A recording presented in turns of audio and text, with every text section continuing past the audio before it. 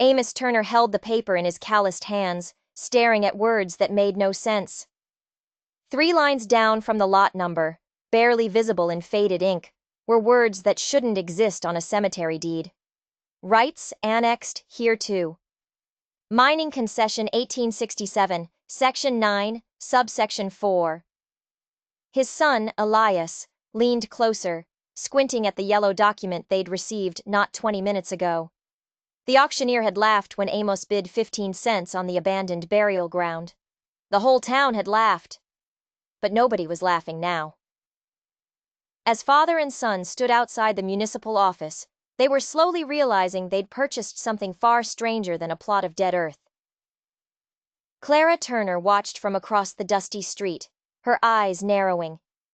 She'd learned long ago that when her husband went silent like this, trouble was coming. And she was right. Because 3 families in that territory knew exactly what those words meant. They'd kept it buried for 58 years. And they would do anything, absolutely anything, to keep it that way. The thing about secrets in small territories is that they don't stay buried forever. They shift. They surface. They wait for someone fool enough or desperate enough to start digging. Amos Turner was both. The cemetery lot sat at the edge of town, a forgotten rectangle of cracked headstones and dried grass that nobody had visited in decades. The town council had been trying to sell it for years. But who wants to buy land full of corpses?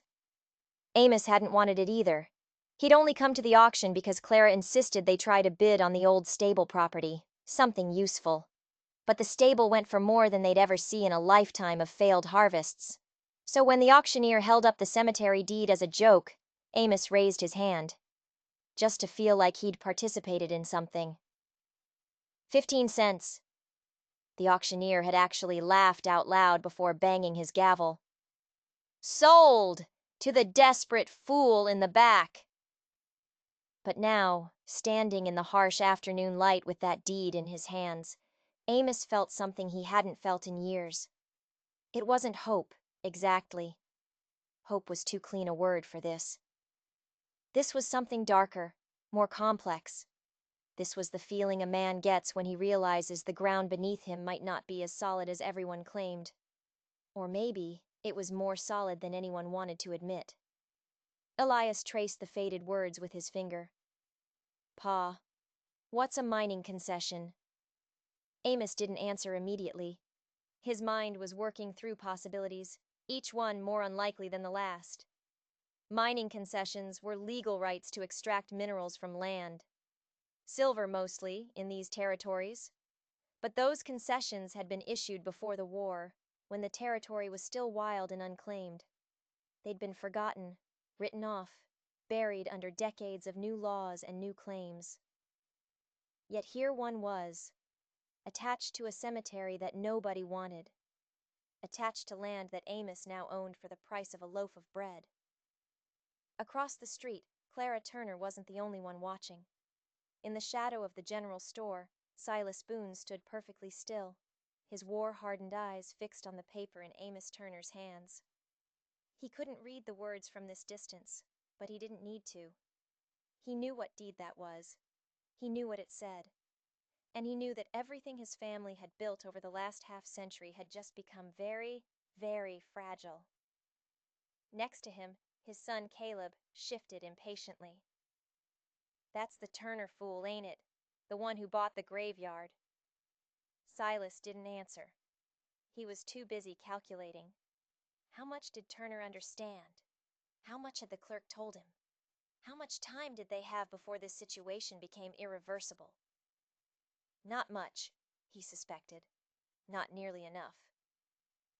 In the church at the far end of town, Reverend Jeremiah Blackwell stood at his window, watching the scene unfold with the careful attention of a man who'd spent his life reading situations before they became problems. His sister, Esther, entered behind him. The Turner family bought the cemetery lot, she said, her voice tight with something between disgust and fear. Jeremiah nodded slowly. I know. And? Esther pressed. And we pray, Jeremiah said quietly, though his jaw was set hard as iron. We pray that man is as ignorant as he looks. But even as he said it, Jeremiah Blackwell knew that prayers wouldn't be enough. Not this time. Because some secrets eventually surfaced, no matter how deep they're buried. And this particular secret had been hidden for far too long, growing more dangerous with each passing year, until the weight of it threatened to crush everyone involved. Clara Turner knew the exact moment her husband stopped being a desperate man and became a dangerous one. It happened in the space between one breath and the next, standing outside the municipal office with that yellowed paper trembling in his calloused hands. She'd seen Amos weather 3 failed harvests, watched him bury their daughter in ground too hard to dig properly, stood beside him as creditors took everything but their clothes and the mule. Through all of it, his eyes had held a kind of hollow acceptance, the look of a man who'd made peace with being beaten by life.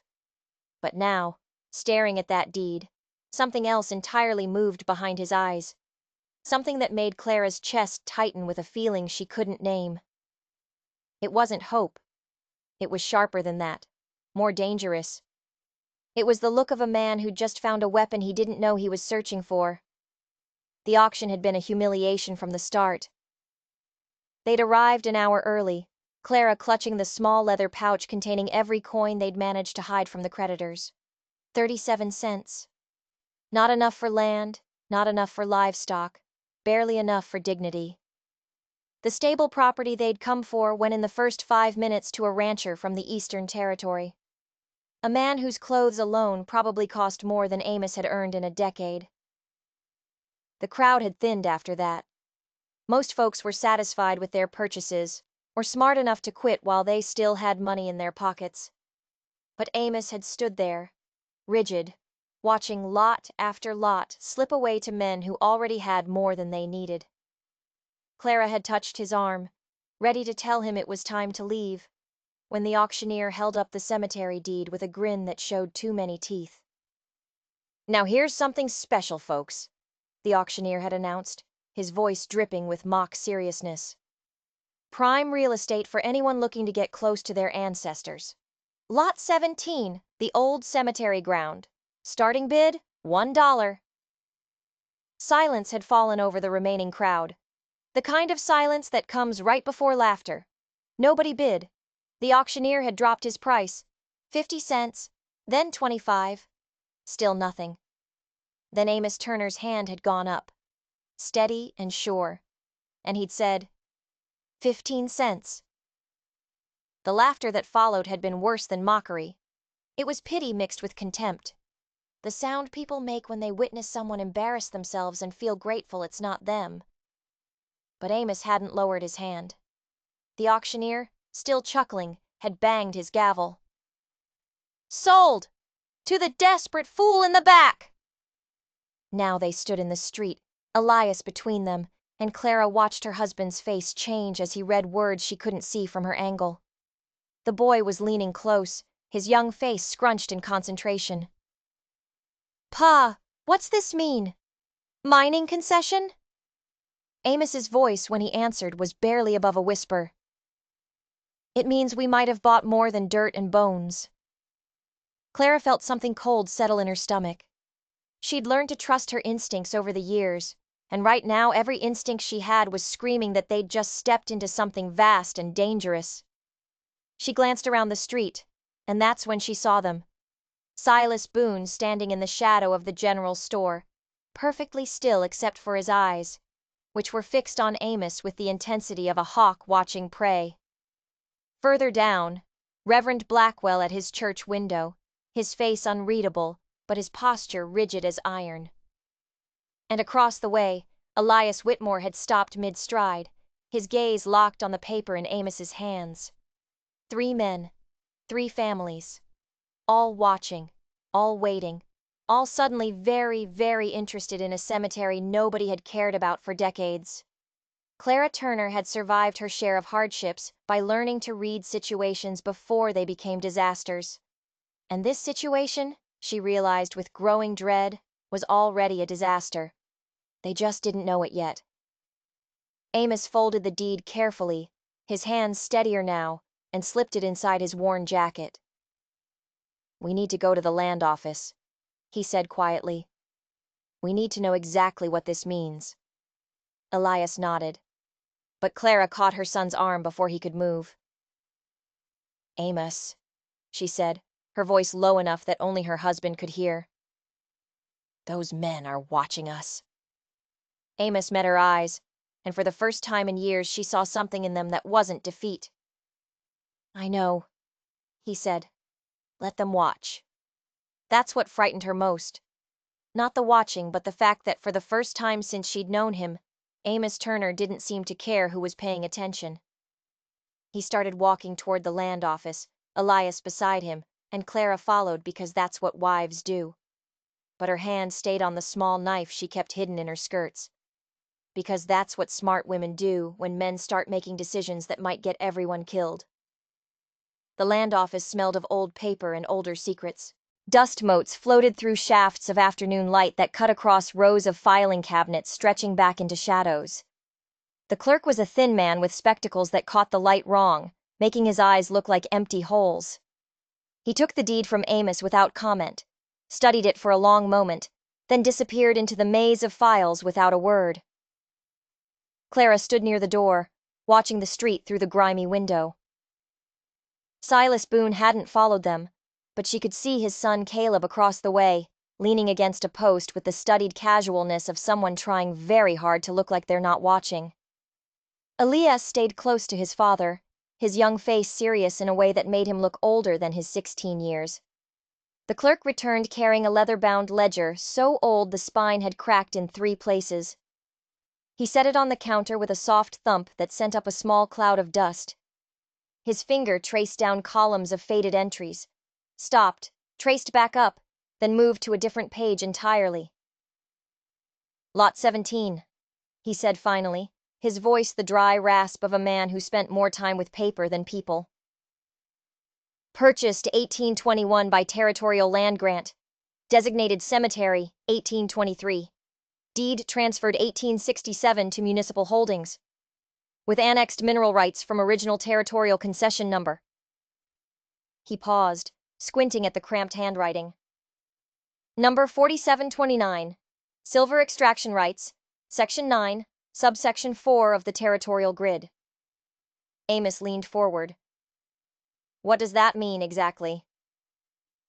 The clerk looked at him over the rim of his spectacles, and for just a moment, something flickered in those empty-looking eyes. Surprise, maybe, or possibly concern. It means whoever holds this deed holds legal right to extract silver from everything under Lot 17 and extending. He traced another line in the ledger. 200 yards in each cardinal direction from the established boundary markers. Clara felt the words settle over her like cold water. 200 yards. That wasn't just a cemetery. That was half the eastern edge of town. That was land that half a dozen buildings sat on. Land that people had built lives on. Land that had been bought and sold a dozen times over without anyone thinking to check what lay beneath. Elias spoke up, his voice steady. How much silver? The clerk closed the ledger with a soft sound. The original survey from 1867 estimated significant deposits. But the concession was never exercised. Territory changed hands. Administration shifted. Records were... He paused, choosing his words carefully. Misplaced.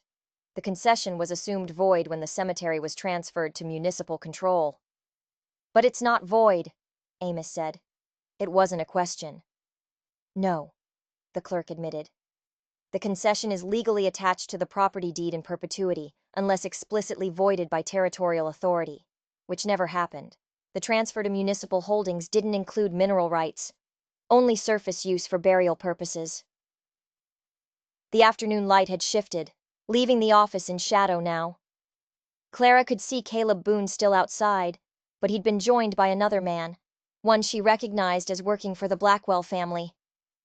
They were talking, their heads close together, and even from this distance, she could read the tension in their shoulders. How much would something like that be worth? Amos asked quietly. The clerk removed his spectacles, cleaned them with a cloth from his pocket, a gesture that felt like a delay tactic, When he put them back on, his expression was carefully neutral. That would depend on current silver prices and the actual quantity of ore.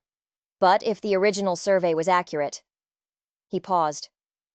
A conservative estimate would be several 100,000, potentially more. The silence that followed was absolute. Even the dust motes seemed to freeze in their slow dance through the dying light. Clara's hand found Elias's shoulder, gripping tight enough that the boy looked at her with concern. Several $100,000. It was an impossible number, the kind of wealth that existed only in stories about railroad barons and Eastern bankers. It was the kind of number that got people killed. Amos's voice, when he spoke, was remarkably steady. And this is legal. The deed gives me those rights. The clerk nodded slowly. As far as the records show, yes. But... He hesitated, and that hesitation spoke volumes. But what? Clara asked, speaking for the first time since they'd entered.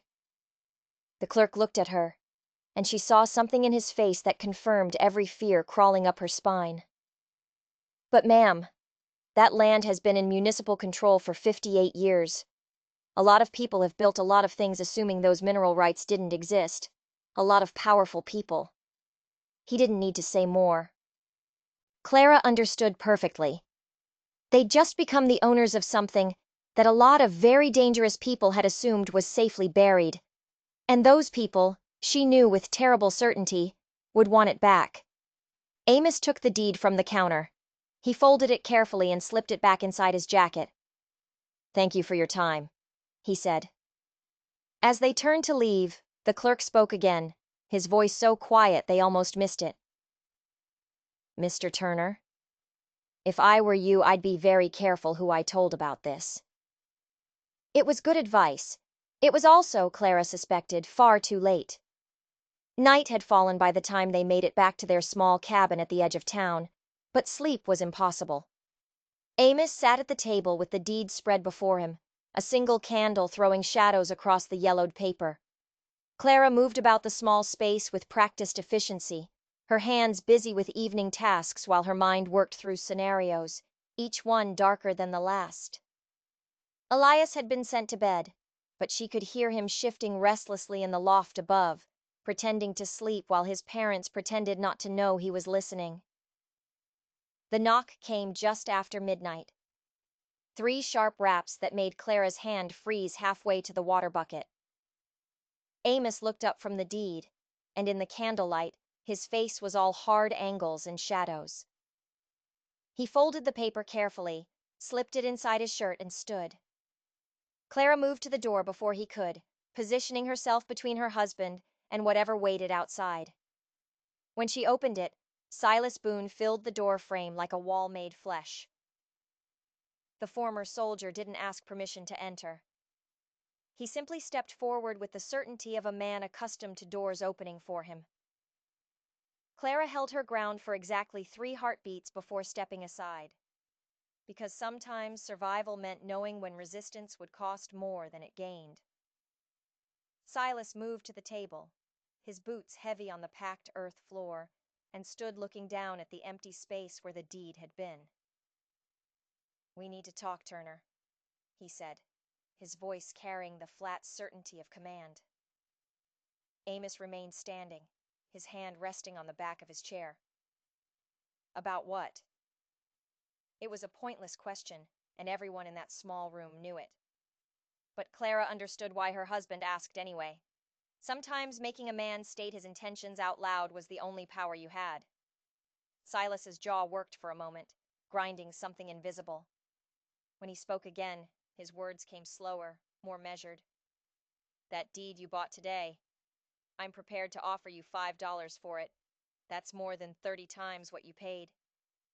Clara watched her husband's face, saw the muscle jump in his jaw, the way his fingers tightened on the chair back.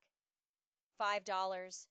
It was more money than they'd seen in months, enough to keep them fed through winter, enough to matter. But it was also an insult so profound it took her breath away.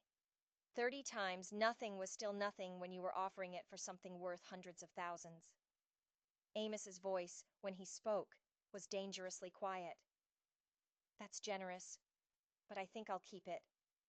Silas's expression didn't change, but something shifted in his posture, a tightening that reminded Clara of how dogs go still right before they attack.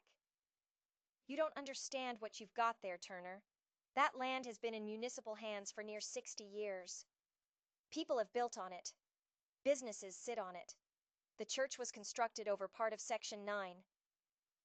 Then they should have checked their deeds more carefully, Amos said. The silence that followed felt like a physical weight pressing down on the small cabin. Clara could hear Elias breathing in the loft above, quick, shallow breaths that told her the boy was terrified and trying not to show it. Silas took a step closer to Amos, and Clara's hand went to the knife in her apron pocket. I'm trying to be reasonable here, Silas said, though his tone suggested reason had left the building some time ago. But you need to understand something. That land represents interests bigger than you can imagine. People have stakes in keeping things exactly as they are. Important people. People with resources. Amos met the bigger man's eyes without flinching. Are you threatening me, Boone? I'm educating you, Silas replied. There's a difference. $5 is a fair offer for cemetery land. What happens if you refuse it? Well, that's just the territory being what it is. Accidents happen, crops fail, cabins catch fire. Clara felt ice water flood her veins, not because the threat was subtle, but because it wasn't. Silas Boone was confident enough in his power that he didn't even bother hiding behind implications.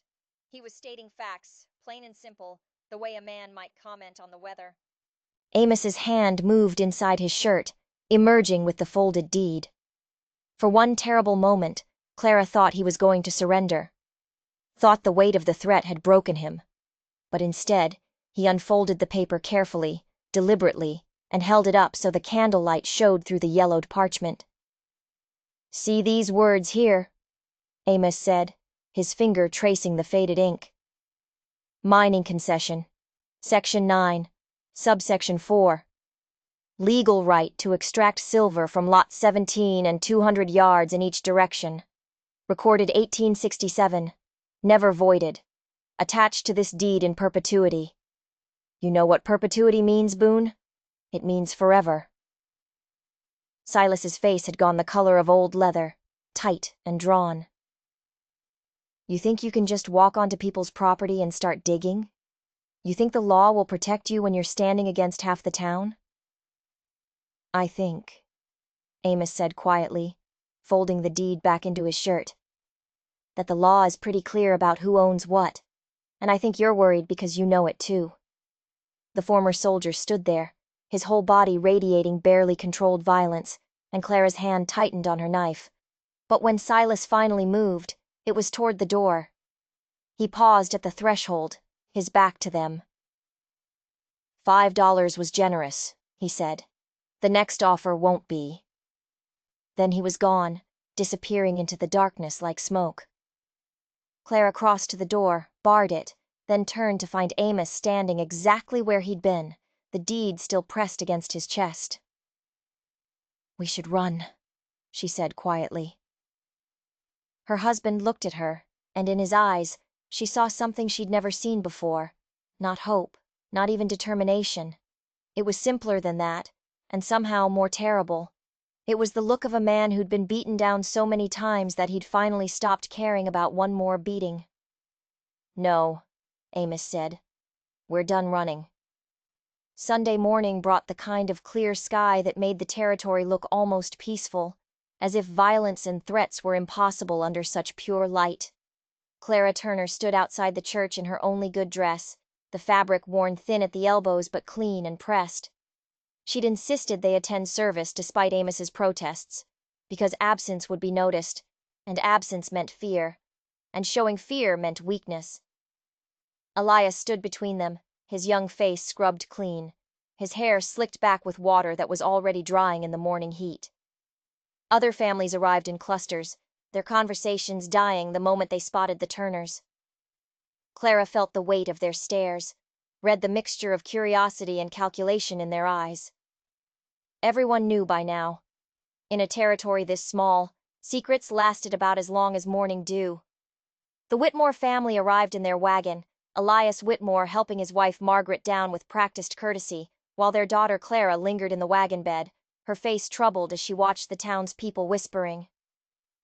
The Boones were already inside, Silas standing near the back like a guard posted at a gate, his children flanking him with the casual menace of people who'd never had to question their right to intimidate. But it was the Blackwells who concerned Clara most. Reverend Jeremiah stood at the church entrance, greeting his flock, his sister Esther beside him distributing hymnals with mechanical efficiency. Their niece Abigail hung back, her face pale, her hands worrying the edges of her shawl. When the Turners approached, Jeremiah's greeting was warm enough on the surface, but his eyes held something else entirely.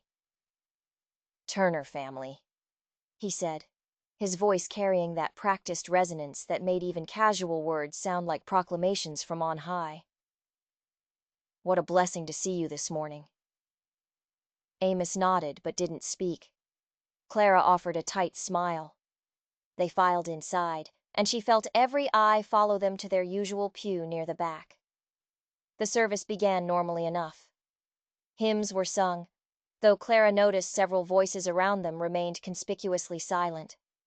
Scripture was read, the familiar passages about shepherds and flocks and the righteous path.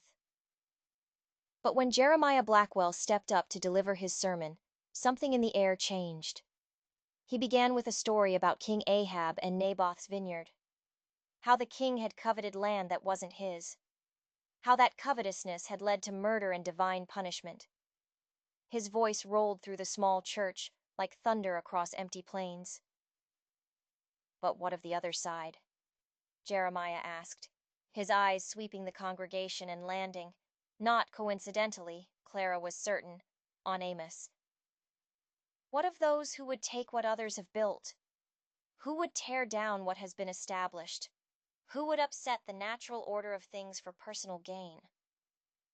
Clara felt her husband go rigid beside her. The sermon wasn't subtle. It was a knife wrapped in scripture.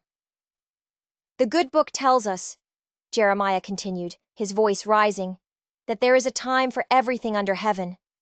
A time to build, and a time to refrain from building. A time to keep silence, and a time to speak. But it also warns us against the man who would enrich himself at his neighbor's expense, who would claim rights that disrupt the peace of the community, who would put his own interests above the welfare of all."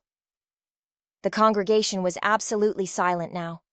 The kind of silence that comes when everyone understands they're witnessing something significant, but dangerous. Clara's eyes found Esther Blackwell in the front row, the woman's face set in lines of righteous satisfaction. She found Silas Boone, his expression unreadable, but his attention fixed on Jeremiah with the focus of a man watching a weapon being forged. She found Elias Whitmore, and was surprised to see something like discomfort on his face, as if he hadn't expected this particular line of attack. "Brothers and sisters," Jeremiah said, his hands gripping the sides of the pulpit, "when we see a man who would tear apart what has been carefully built, who would disrupt what has been peacefully established, who would invoke ancient claims to disturb present harmony, we must ask ourselves, is this the work of righteousness, or is this the work of something else entirely?" Amos stood up. The scrape of wood on wood was as loud as a gunshot in that silent church. Every head turned. Clara grabbed his arm, but he shook her off gently, his attention fixed on the Reverend. "Reverend Blackwell," Amos said, his voice carrying clearly through the small space. "Are you calling me a thief from your pulpit?" The question hung in the air like smoke. Jeremiah's face remained carefully composed, but Clara saw his knuckles go white on the pulpit. "I speak in parables, Brother Turner, as Christ himself did. If the parable strikes close to home, perhaps that's a matter between you and your conscience." "My conscience is clear," Amos replied. "I bought something legally. I own something legally. If that upsets the harmony of this community, maybe the community should examine why it built on land it didn't own." The congregation erupted in whispers. Esther Blackwell's face went red. Silas Boone shifted his weight like a bull preparing to charge. But it was Margaret Whitmore's voice that cut through the chaos, high and sharp with indignation. "How dare you speak that way in the house of God?" Amos turned to look at her, and Clara saw something in her husband's face that made her realize they'd crossed a line from which there was no return. "God's house," Amos said quietly, "is built on Section 9, subsection 4. That makes it my land, and if God has a problem with that, he can take it up with the Territorial Land Office." The silence that followed was absolute. Then Jeremiah Blackwell's voice, cold as winter stone. "Get out." Amos took Clara's hand, reached for Elias's shoulder, and they walked down that center aisle with every eye burning into their backs. But as they passed the back pew, Clara caught something. A small movement. Abigail Blackwell's hand, trembling, pressed a folded piece of paper into young Elias's palm so quickly, Clara almost missed it. Then they were outside in the brutal sunshine. And behind them, the church door slammed shut like the sound of a tomb closing. The note burned in young Elias's pocket all through the walk home, a weight far heavier than the scrap of paper should carry. He waited until his parents were occupied, his father poring over maps at the table, his mother preparing what little food they had, before slipping out to the small barn where moonlight cut through gaps in the boards. His hands trembled as he unfolded the paper. The handwriting was cramped, hurried, as if written by someone afraid of being discovered. "Midnight. Old well behind the cemetery. Come alone. There are things you need to know before it's too late." It was signed simply with the letter A. Elias knew he should tell his father, should show him the note, and let the adults handle whatever this was. But something in those words spoke to him directly. A plea from someone as trapped as he felt. And so, when midnight came, he climbed out the loft window and made his way through the darkness to where the dead were supposed to rest in peace. Abigail Blackwell was already there, a ghost in a pale dress against darker shadows. She pressed a leather-bound book into his hands the moment he arrived, her fingers ice-cold despite the warm night. "This was my grandmother's diary," she whispered, her voice barely audible over the sound of wind through dry grass. "She wrote it before she died in 1869, read the entries from August 1867. Elias opened the book carefully, tilting it to catch moonlight on pages yellowed with age. The handwriting was different from the note, more careful, the script of someone who valued words and wanted them to last. He found August and began to read, and with each sentence, he felt the ground beneath him shift. The entry spoke of silver discovered under the cemetery ground. Massive deposits that the original surveyor estimated could fund a small kingdom. But the territory was recovering from years of instability and violence. The local families, the ones with power, the ones who'd survived with their wealth intact, they'd made a decision. They'd buried the report, destroyed the surveyor's maps, and killed the man who'd made the discovery. Elias looked up at Abigail, his throat tight. "They murdered him?" She nodded, tears catching moonlight on her cheeks. "My grandfather was one of them. Silas Boone's father, Elias Whitmore's father, and the previous reverend before my uncle. They decided the silver was too dangerous. That if word got out, it would bring chaos to the territory.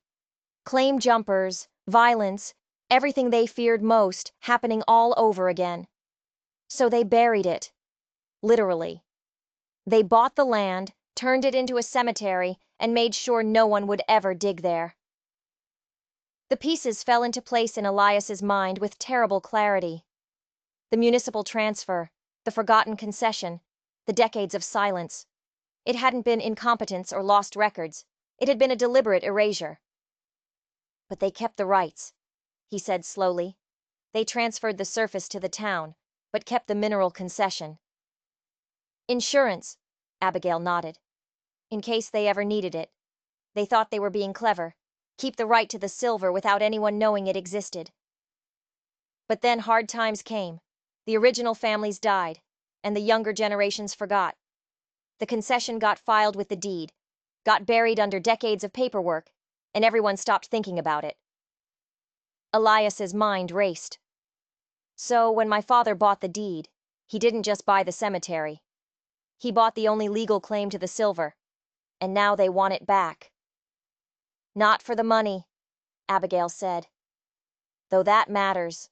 But because if your father starts digging, if he brings in surveyors and mining equipment, the whole story comes out. Murder, conspiracy, theft of territorial resources. My family, the Boones, the Whitmores, they all have blood on their hands, their grandfather's blood, but it's still there.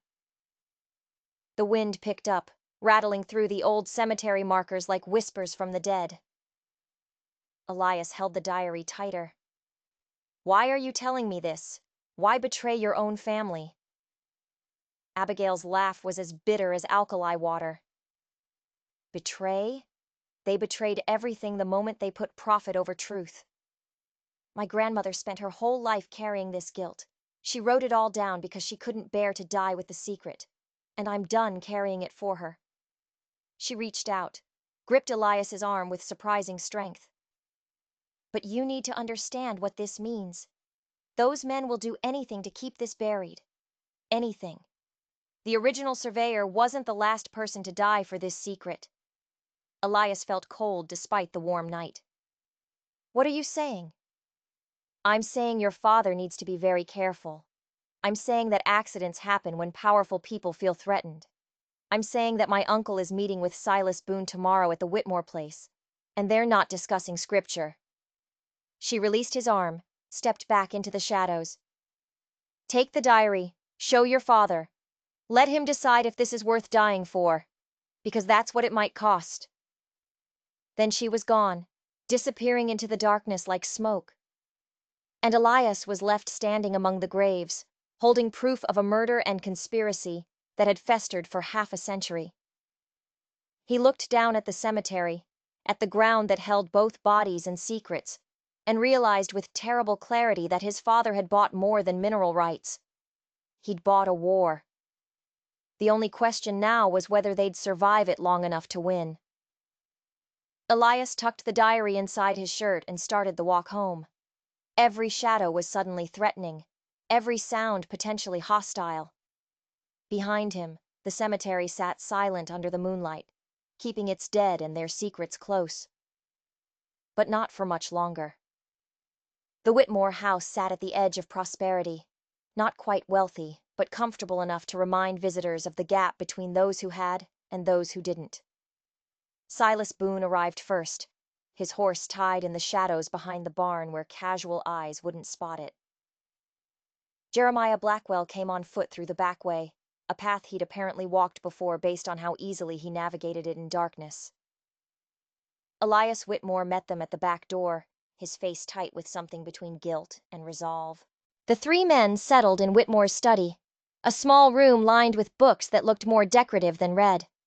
Silas paced like a caged animal, while Jeremiah stood perfectly still, his hands clasped behind his back.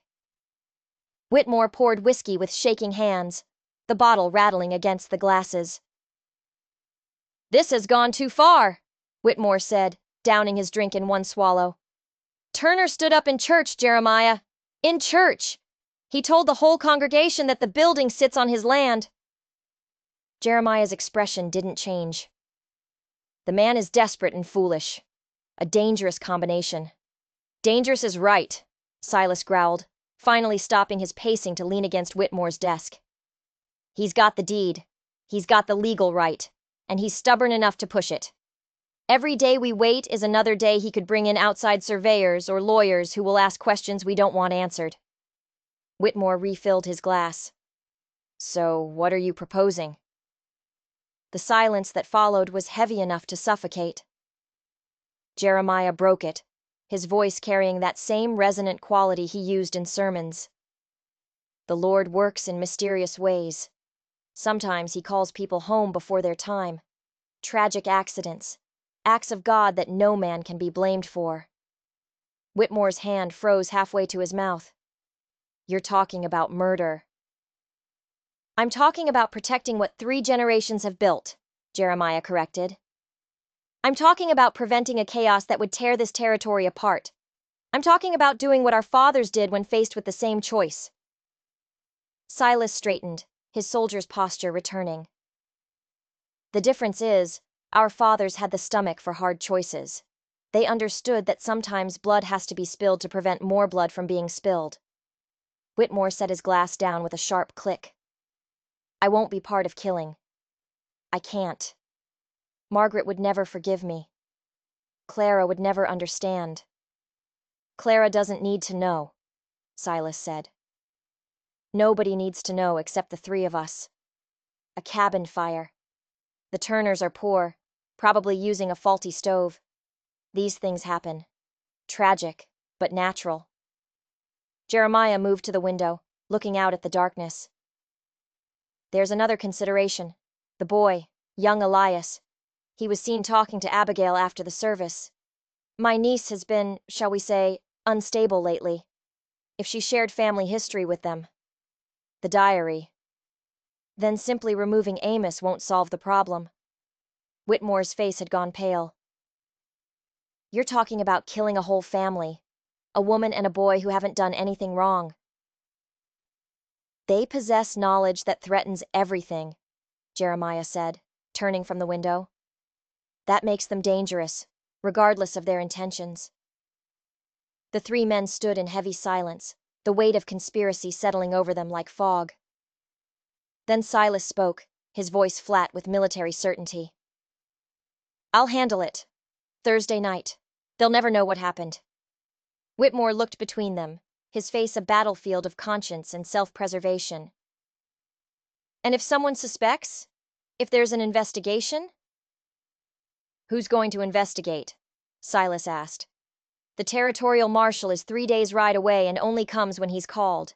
The local law answers to the town council, which answers to us.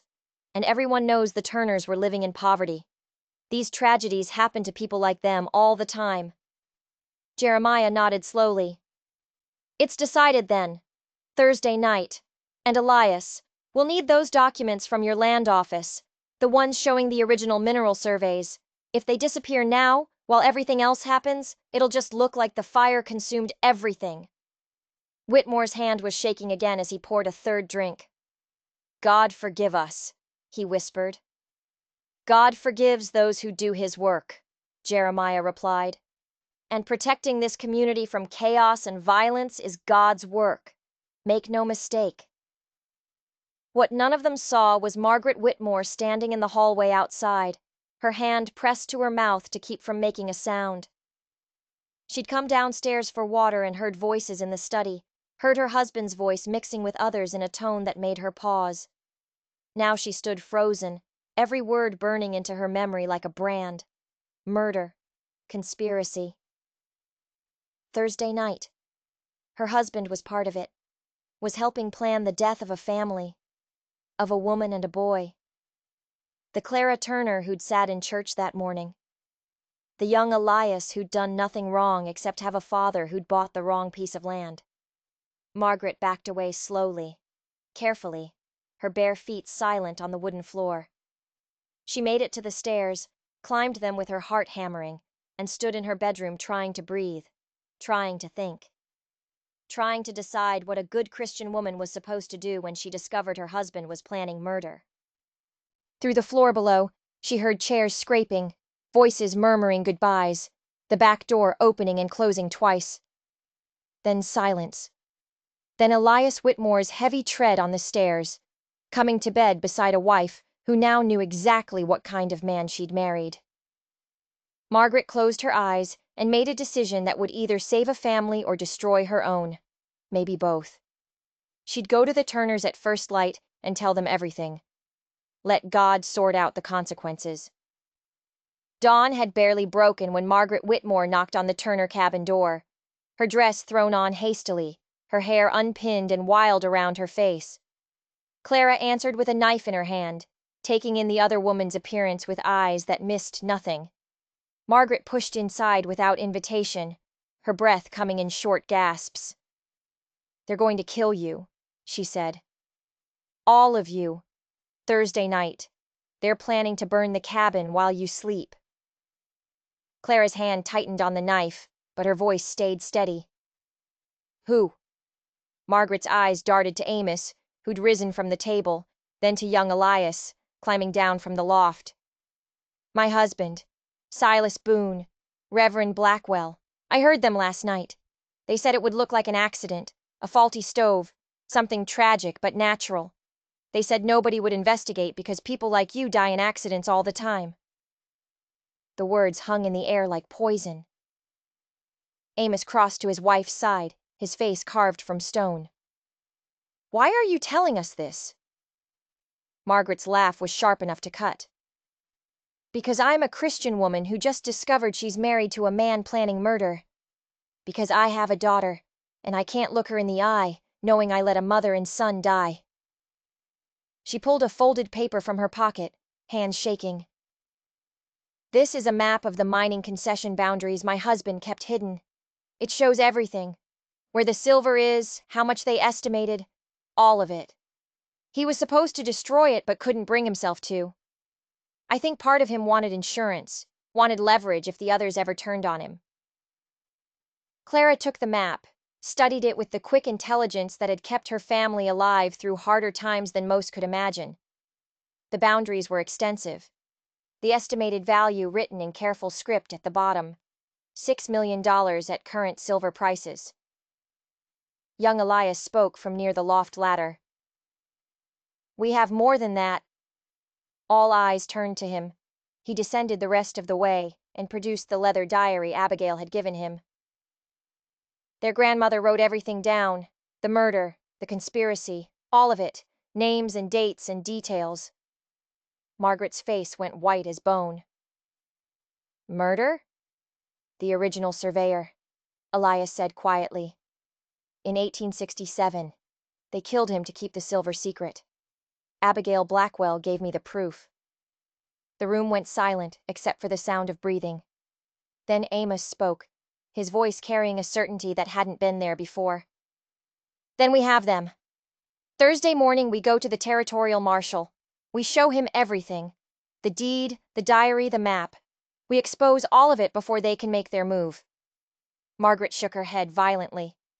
"The marshal is 3 days away. You'll never make it. Silas will know the moment you leave town. He has people watching."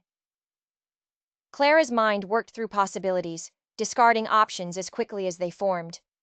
Then something clicked into place. "The town meeting," she said slowly. "Tomorrow is the monthly town meeting. Everyone attends. We make it public there, all of it, in front of witnesses they can't silence." Amos looked at his wife. "That's dangerous. We'd be exposing them in a room full of their allies." "We'd also be creating dozens of witnesses," Clara countered. "They can murder a family in secret. They can't murder a room full of townspeople who've heard the truth." Margaret nodded slowly. "The meeting is at noon. My husband has to attend, he's on the council. Silas will be there, he always is. Jeremiah usually gives the opening prayer." "Then that's where we make our stand," Amos said. He looked at young Elias. "You sure about this, son? Once we start down this path, there's no turning back." The boy met his father's eyes without flinching. "They killed a man and buried the truth for 58 years. They were going to kill us to keep it buried." "Yeah, I'm sure." Clara moved to the small trunk where they kept their few valuables. She pulled out the deed, smoothed it carefully, then took the diary from Elias and the map from Margaret. 3 pieces of evidence. 3 generations of conspiracy laid bare. "We need to hide these somewhere safe until tomorrow," she said. "Somewhere they can't be destroyed if they come for us tonight." Margaret's voice was small. "I have a place. Under the floorboards in Clara's room, my daughter's room. Elias doesn't know it exists. I've hidden things there before, things I didn't want him to find." She looked at the other woman, this Clara Turner, who'd become an unlikely ally. "I'll guard them with my life if I have to." The 2 women looked at each other, understanding passing between them without words. They were both mothers. They both had daughters named Clara. They both knew what it meant to protect what mattered. Margaret took the documents, tucked them inside her dress. "Tomorrow at noon. Be ready." "We'll be ready," Amos said. After Margaret left, the Turner family stood in their small cabin and felt the weight of what was coming. They had evidence. They had the truth. They had one shot at justice. And outside, somewhere in the growing morning light, 3 powerful men were planning a murder, not knowing that their conspiracy had just been exposed to the very people they intended to silence. Tomorrow would bring a reckoning 58 years in the making. The only question now was who would survive it.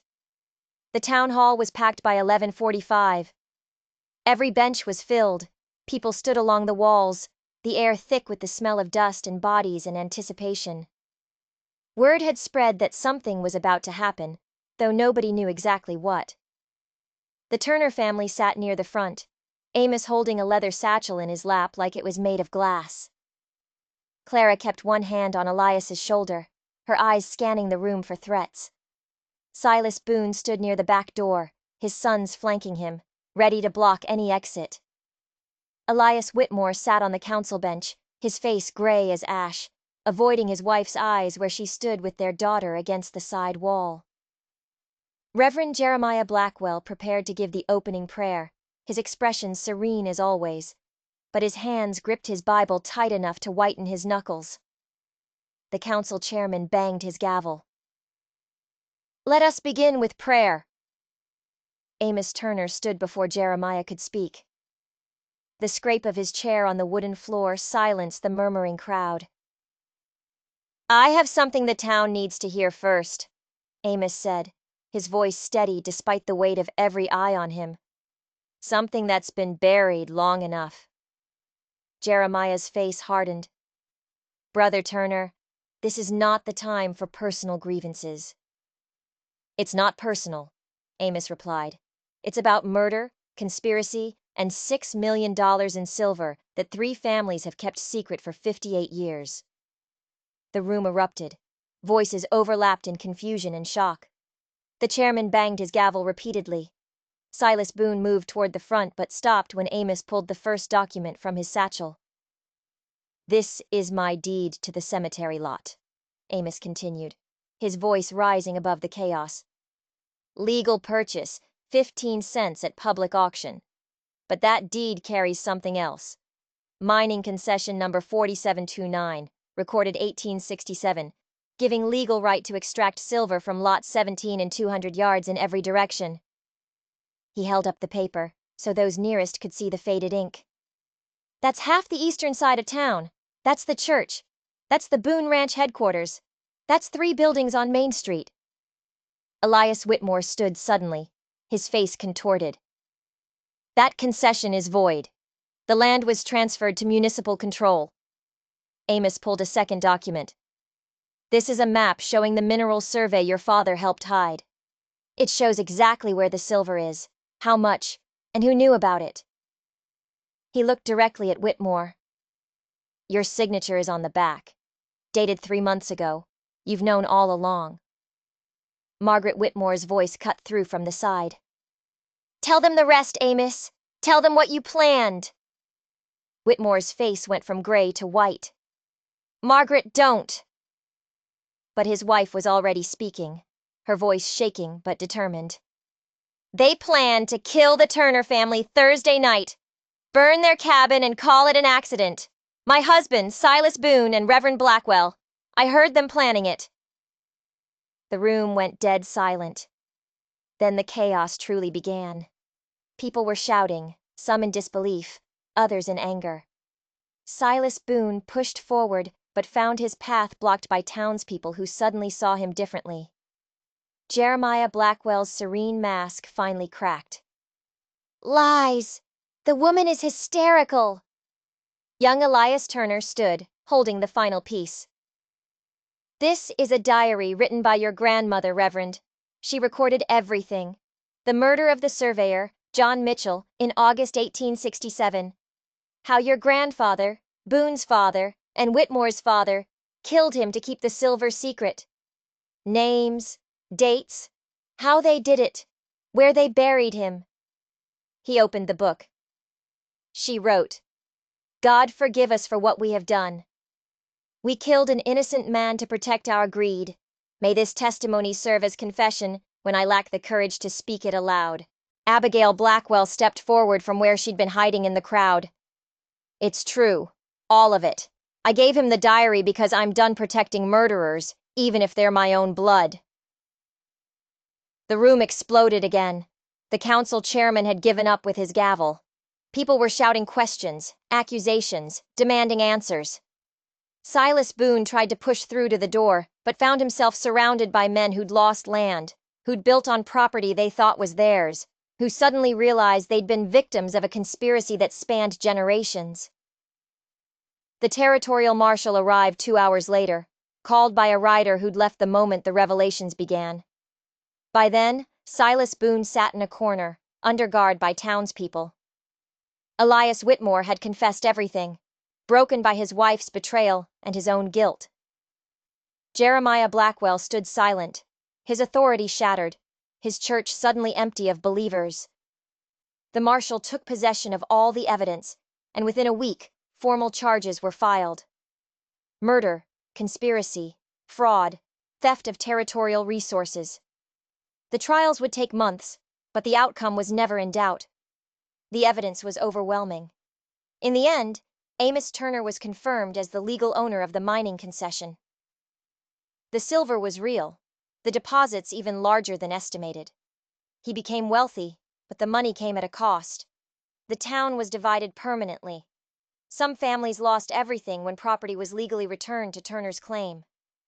Clara Turner never forgot how close they'd come to death. And young Elias carried the weight of knowing that speaking the truth had destroyed so many lives, even guilty ones. Margaret Whitmore divorced her husband within a month, taking her daughter Clara and leaving the territory entirely. They were last seen heading east, toward places where their names carried no shame. Elias Whitmore faced trial alongside Boone and Blackwell, but his cooperation and confession earned him a lighter sentence.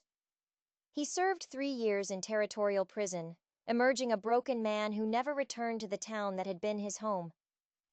Abigail Blackwell remained, inheriting nothing from her disgraced family except the courage to tell the truth, regardless of cost. She opened a small school for children, teaching them that silence in the face of wrong was its own kind of sin. Caleb Boone followed his father to prison, unable to break free from the violent path he'd been raised to walk. Josie Boone, the independent daughter who'd always questioned her father's methods, left the territory within days of his arrest, seeking a life where her name wouldn't define her future. Esther Blackwell, stripped of her brother's protection and facing the town's judgment, retreated into bitter isolation, never speaking another word in public for the rest of her days. The cemetery remained, but it was never blessed again.